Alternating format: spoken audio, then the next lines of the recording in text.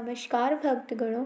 आज मैं आपको शिव पुराण की विधेश्वर संहिता पढ़कर सुनाने वाली हूँ। जो भक्त शिव पुराण को अत्यंत ध्यान से सुनता और पढ़ता है, भगवान शिव उसको अपनी शरण में ले लेते हैं और उसको किसी भी प्रकार का कोई कष्ट नहीं होता। तो इसको शुरू करने से पहले हम गणेश जी को ध्यान करते हैं। ओम श्री गणेशाय नमः। जो आदि और अंत में है, नित्य मंगलमय है, जिसकी समानता अथवा तुलना कहीं भी नहीं है, जो आत्मा के स्वरूप को प्रकाशित करने वाला परमात्मा है, जिसके 5 मुख और जो खेल खेल में अनायास जगत की रचना, पालन और संहार तथा अनुग्रह एवं तिरोभाव रूप 5 प्रबल कर्म करते रहते हैं, उन सर्वश्रेष्ठ अजर अमर ईश्वर अंबिकापति भगवान शंकर की मैं मन ही मन चिंतन करता हूँ। श्री शिवाय नमस्तुभ्यम। इस अध्याय में हम पढ़ेंगे कि कैसे मुनियों को तुरंत पाप नाश करने वाले साधन के विषय में प्रश्नों के उत्तर मिलते हैं। व्यास जी कहते हैं, जो धर्म का महान क्षेत्र है और जहाँ गंगा यमुना का संगम हुआ, उस परम पुण्य प्रयाग में ब्रह्मलोक का मार्ग है। सत्यव्रत में तत्पर रहने वाले महातेजस्वी महाभाग महात्मा मुनियों ने एक विशाल ज्ञान यज्ञ का आयोजन किया। उस ज्ञान यज्ञ का समाचार सुनकर पौराणिक किशोरमणि व्यास शिष्य महामुनि सूत जी वहाँ मुनियों का दर्शन करने के लिए आए। सूत जी को आते देख वे सब मुनि उस समय हर्ष से खिल उठे और अत्यंत प्रसन्नचित्त होकर उन्होंने उनका विधिवत स्वागत सत्कार किया। तत्पश्चात उन प्रसन्न महात्माओं ने उनकी विधिवत स्तुति करके विनयपूर्वक हाथ जोड़कर उनसे इस प्रकार कहा, सर्वज्ञ विद्वान रोमहर्षण जी, आपका भाग्य बड़ा भारी है। इसी से आपके व्यास जी के मुख से अपनी प्रसन्नता के लिए ही संपूर्ण पुराण विद्या प्राप्त की है, इसलिए आप आश्चर्य स्वरूप कथाओं के भंडार हैं। ठीक उसी प्रकार जैसे रत्ना का समुद्र बड़े बड़े रत्नों का सागर है, तीनों लोकों में भूत वर्तमान भविष्य तथा और भी कोई वस्तु है, वह आपसे अज्ञात नहीं है। आप हमारे सौभाग्य से इस यज्ञ का दर्शन करने के लिए आए और इसी व्याज से हमारा कुछ कल्याण करने वाले हैं, क्योंकि आपका आगमन निरर्थक नहीं हो सकता। हमने पहले भी आपसे शुभाशुभ तत्व का पूरा वर्णन सुना है, किंतु उससे तृप्ति नहीं होती। हमें उसे सुनने की बारंबार इच्छा होती है। उत्तम बुद्धि वाले सूत जी, इस समय हमें एक ही बात सुननी है। यदि आपका अनुग्रह हो तो गोपनीय होकर भी आप उस विषय का वर्णन करें। घोर कलयुग आने पर मनुष्य पुण्य कर्म से दूर रहेंगे, दुराचार में फंस जाएंगे, सब के सब सत्य भाषण से मुख फेर लेंगे, दूसरों की निंदा में तत्पर रहेंगे, प्राय धन को हड़प लेने की इच्छा करेंगे, उनका मन प्राय स्त्रियों में आसक्त होगा तथा वे दूसरे प्राणियों की हिंसा किया करेंगे, अपने शरीर को ही आत्मा समझेंगे, मूढ़, नास्तिक और पशु बुद्धि वाले होंगे, माता पिता से ईर्ष्या और द्वेष रखेंगे, ब्राह्मण लोभ रूपी ग्राहक के ग्रास बन जाएंगे, वेद बेचकर जीविका चलाएंगे, धन का उपार्जन करने के लिए ही विद्या का अभ्यास करेंगे और मद से मोहित रहेंगे, अपनी जाति के कर्म छोड़ देंगे, प्राय दूसरों को ठगेंगे, तीनों काल की संध्या पासने से दूर रहेंगे और ब्रह्म ज्ञान से शून्य हो जाएंगे, समस्त क्षत्रिय और स्वधर्म का त्याग करने वाले होंगे, कुसंगी, पापी और व्यभिचारी होंगे, उनमें शौर्य का अभाव होगा, वे कुचित चौर्य कर्म से जीवित चलाएंगे, शूद्रों सा बर्ताव करेंगे, उनका चित्त काम का किंकर बन जाएगा, वैश्य संस्कार भ्रष्ट, स्वधर्म त्यागी, कुमार्गी, धनोपार्जन परायण और नाप तोल में अपनी कुत्सित वृत्ति का परिचय देने वाले होंगे। इस प्रकार शूद्र ब्राह्मणों के आचार में तत्पर होंगे और उनकी आकृति उज्ज्वल होगी, अर्थात वे अपने कर्म धर्म छोड़कर उज्ज्वल वेशभूषा से विभूषित हो व्यर्थ में घूमेंगे। वे स्वभावतः ही अपने धर्म का त्याग करने वाले होंगे, उनके विचार धर्म के प्रतिकूल होंगे, वे कुटिल और द्विज निंदक होंगे। यदि धनी हुए तो कुकर्म में लग जाएंगे, विद्वान हुए तो वाद विवाद करने लग जाएंगे, अपनों को कुलीन मानकर चारों वर्णों के साथ वैवाहिक संबंध स्थापित करेंगे, समस्त वर्णों को अपने संपर्क से भ्रष्ट करेंगे। वे लोग अपने अधिकार सीमा से बाहर जाकर द्विज सत्कर्मों का अनुष्ठान करने वाले होंगे।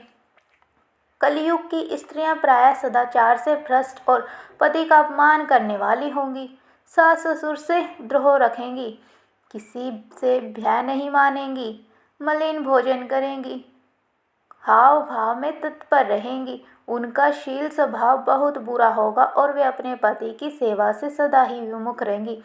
सूत जी, इस प्रकार जिनकी बुद्धि नष्ट हो गई, जिन्होंने धर्म का त्याग कर दिया, ऐसे लोगों को इहलोक और परमलोक में उत्तम गति कैसे प्राप्त होगी? इसी चिंता से हमारा मन सदा व्याकुल और बेचैन रहता है। परोपकार के समान दूसरा कोई धर्म नहीं। अतः जिस छोटे से उपाय से इन सब पापों का तत्काल नाश हो जाए, उसे इस समय कृपा पूर्वक बताइए, क्योंकि आप समस्त सिद्धांतों के ज्ञाता हैं। व्यास जी कहते हैं, उन भावी आत्माओं मुनियों की यह बात सुनकर सूत जी मन ही मन भगवान शंकर का स्मरण करके बोले, उनसे इस प्रकार बोले। सूत जी कहते हैं, साधु महात्माओं, आपने बहुत अच्छी बात पूछी है। आपका यह प्रश्न तीनों लोगों का हित करने वाला है। मैं गुरुदेव व्यास का स्मरण करके आप लोगों के स्नेहवश इस विषय का वर्णन करूँगा। आप आदर पूर्वक सुने और सबसे उत्तम जो शिव पुराण है, वह वेदांत का सारस्वरूप तथा वक्ता और श्रोता का समस्त पाप राशियों से उद्धार करने वाला है। इतना ही नहीं, वह परम लोक में परमार्थ वस्तुओं को देने वाला है। कल की कलम पर राशि का विनाश करने वाला है। उसमें भगवान शिव के उत्तम यश का वर्णन है। ब्राह्मणों, धर्म, अर्थ, काम और मोक्ष, इन चारों पुरुषार्थों को देने वाला वह पुराण सदा ही अपने प्रभाव की दृष्टि से वृद्धि या विस्तार को प्राप्त हो रहा है। हे मुनिवर, उस सर्वोत्तम शिव पुराण के अध्ययन मात्र से वो कलयुग के पाप सक्त जीव श्रेष्ठम गति को प्राप्त हो जाएंगे। कलयुग के महान उत्पात तभी तक जगत में निर्भय होकर विचरेंगे जब तक यहाँ शिव पुराण का उदय नहीं होगा। इस वेद के तुल्य माना गया है। इस वेद कल्प पुराण सबसे पहले भगवान शिव ने ही प्रेरण किया था। विधेश्वर संहिता, रुद्र संहिता, विनायक संहिता, उमा संहिता, मातृ संहिता, एकादश रुद्र संहिता, कैलाश संहिता, शतरुद्र संहिता, कोटि रुद्र संहिता, सहस्त्र कोटि रुद्र संहिता, वायव्य संहिता और धर्म संहिता, इस प्रकार के 12 वेद और खंड हैं। ये 12 संहिताएं अत्यंत पुण्य देने वाली हैं। ब्राह्मणों, अब मैं अपने श्लोकों की संख्या बता रहा हूँ।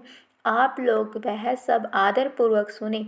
विदेश्वर संहिता में 10,000 श्लोक हैं।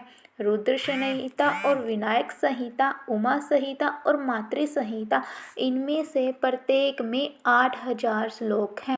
ब्राह्मणों, एकादश रुद्र संहिता में 13,000, कैलाश संहिता में 6,000, शतरुद्र संहिता में 3,000, कोटि रुद्र संहिता में 9,000, सहस्त्र कोटि रुद्र संहिता में 11,000, वायव्य संहिता में 4,000 तथा धर्म संहिता में 12,000 श्लोक हैं।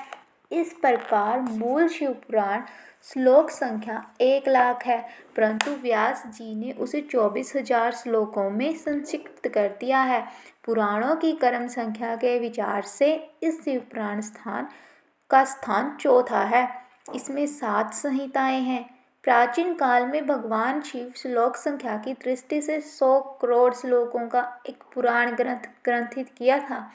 सृष्टि के आदि में निर्मित हुआ यह पुराण साहित्य अत्यंत विस्तृत है। फिर द्वापर आदि युग में व्यास आदि महर्षियों ने जब पुराण का 18 भागों में विभाजन कर दिया, उस समय संपूर्ण पुराणों का संक्षिप्त रूप केवल 4 लाख श्लोकों का रह गया। उस समय उन्होंने शिवपुराण का 24,000 श्लोकों में प्रतिपादन कर दिया। यही इसके श्लोकों की संख्या है। यह वेद तुल्य पुराण 7 संहिताओं में बंटा हुआ है। इसकी पहली संहिता का नाम विदेश्वर संहिता है, दूसरी संहिता रुद्र संहिता, तीसरी शत्रुरुद्र संहिता, चौथी कोटि रुद्र संहिता, पांचवी उमा संहिता, छठी कैलाश संहिता और सातवीं का नाम वायव्य संहिता है। इस प्रकार ये 7 संहिताएं मानी गई हैं। इन 7 संहिताओं से युक्त दिव्य शिवपुराण वेद के तुल्य प्रमाणिक तथा उसके उत्कृष्ट गति प्रदान करने वाला है। यह निर्मल शिवपुराण भगवान शिव के द्वारा ही प्रतिपादित है। इस शैव शिरोमणि भगवान व्यास ने संक्षेप से संकलित किया है। यह समस्त जीव समुदाय के लिए उत्पारक है, विधि तापों का नाश करने वाला, तुलना रहित और सत्पुरुषों का कल्याण प्रदान करने वाला है। इसमें वेदांत विज्ञान में प्रदान तथा निष्काम धर्म का प्रतिपादन किया गया है। यह पुराण ईर्ष्या रहित अंतःकरण वाले विद्वानों के लिए जानने की वस्तु है। इसमें श्रेष्ठ मंत्र समूहों का संकलन तथा धर्म, अर्थ और काम, इस त्रिवर्ग की प्राप्ति साधना का वर्णन है। यह उत्तम शिवपुराण समस्त पुराणों में श्रेष्ठ है। वेद वेदांतों में वेद रूप से विचलित परम वस्तु परमात्मा का इसमें ज्ञान है।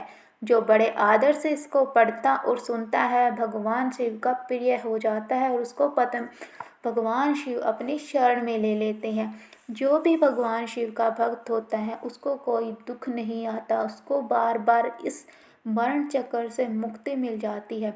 तो हे भक्तगणों, हम इस महाशिव पुराण को पूरा करेंगे और जो भी इस चैनल से जुड़ता है बोलो हर हर महादेव कमेंट में लिखना जरूर ना भूलें।